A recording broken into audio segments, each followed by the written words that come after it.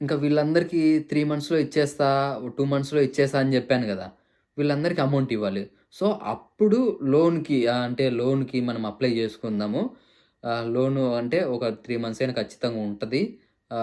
మనం లోన్‌కి అప్లై జేసుకుంటే ఈజీగా వచ్చేస్తదిలే అని జెప్పి ఆలోచనతో లోన్‌కి ట్రై జేశా. గ్యాన్‌దాన్ ట్రై జేశా, హెచ్‌డీఎఫ్‌సీ క్రెడిల్లా జేశా, జీకే లోన్స్ జేశా, తర్వాత ఎస్‌బీఐ జేశా, కెనరా జేశా. ఇట్టా అన్ని ఆహ్, బ్యాంక్ ఆఫ్ ఇండియా అనేది ఉంటది.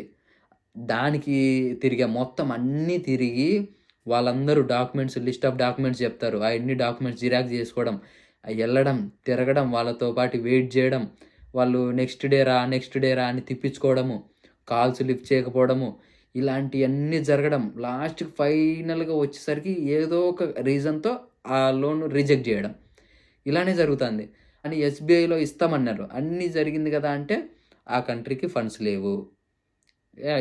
మీకు లోనొచ్చే ఛాన్సెస్ తక్కువ. ఇప్పుడు గాదు ఇంకొక 1 మంత్ పడతది అని. 1 మంత్ అయితే ఓకే. వెయిట్ జేస్తా అంటే 1 మంత్ వెయిట్ జేసినా గూడా నెక్స్ట్ వాళ్ళు రిజెక్ట్ జేసేసారు. లోన్ రాదు. మీకు ఆ డాక్యుమెంట్స్ లేవు, ఈ డాక్యుమెంట్స్ లేవని ఏదో ఒక రీజన్ జెప్పేసి రిజెక్ట్ జేసేవాళ్ళనమాట. అలా అన్నీ ట్రై జేసా ఇంకా వల్ల గాలే.